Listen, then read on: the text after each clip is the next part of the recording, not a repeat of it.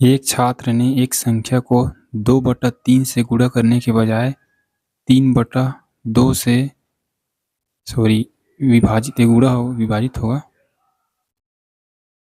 विभाजित करने के बजाय 3/2 से विभाजित कर दिया तो उसकी त्रुटि प्रतिशत क्या होगा। देखिए इस सवाल में आपको कुछ नहीं करना है, मात्र आपको 2/3 लिखना है पहले, उसके बाद कितना बोला है 3/2 से।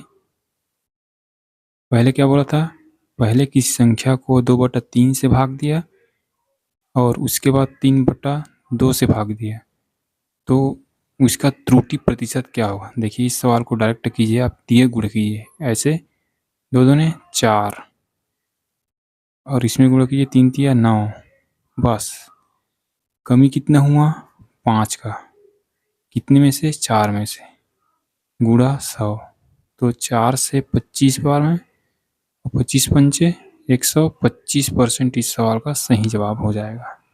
उम्मीद करता हूँ यह टाइप आपको समझ में आ गया होगा, देखते ही टूट पड़ना इस सवाल पे।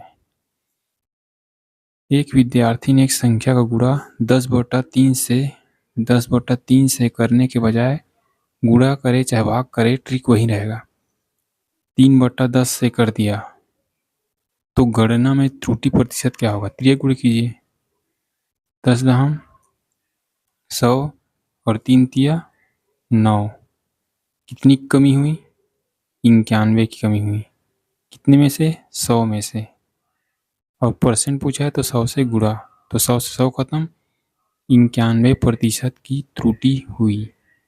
जब भी ये सवाल दिखे तो आपको ऐसे ही करना है। यदि भिन्न y/x के अंश में 12% की वृद्धि और हर में 2% की कमी होने पर अब भिन्न का मान 6/7 हो जाता है, तो मूल भिन्न ज्ञात कीजिए। देखिए y/x, जहाँ y अंश है और x हर है, अगर अंश में 12% की वृद्धि, तो कोई भी अपने आप में 100% होता है, अगर 12% की वृद्धि हुई तो कितना हुआ 112% हो जाएगा, ठीक है। हर में 2% की कमी मतलब 98, 2 घटा दो 100 में, तो अब कितना हो गया, अब भिन्न का मान 6/7 हो गया, ठीक है। अगर मैं मुझे x निकालना है क्योंकि यही भिन्न है और यही मूल भिन्न है, तो अगर मुझे y/x निकालना है तो मैं क्या करूँगा, इसको इधर पलट दूंगा, तो 6/7 गुणा ये पलट जाएगा, 98 ऊपर चला जाएगा और 112 नीचे चला जाएगा, ठीक है।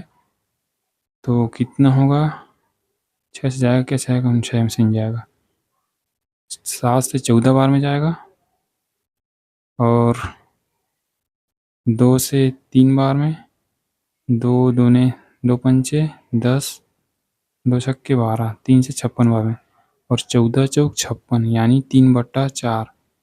y/x का मान कितना है 3/4, और यही आपसे पूछा है, ठीक है।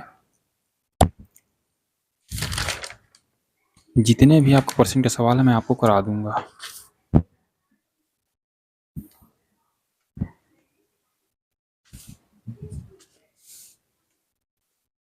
किसी भिन्न के अंश में 80% की वृद्धि और हर में 200% की वृद्धि होने पर अंश व हर का अनुपात 21:50 हो जाता है, तो मूल भिन्न याद कीजिए।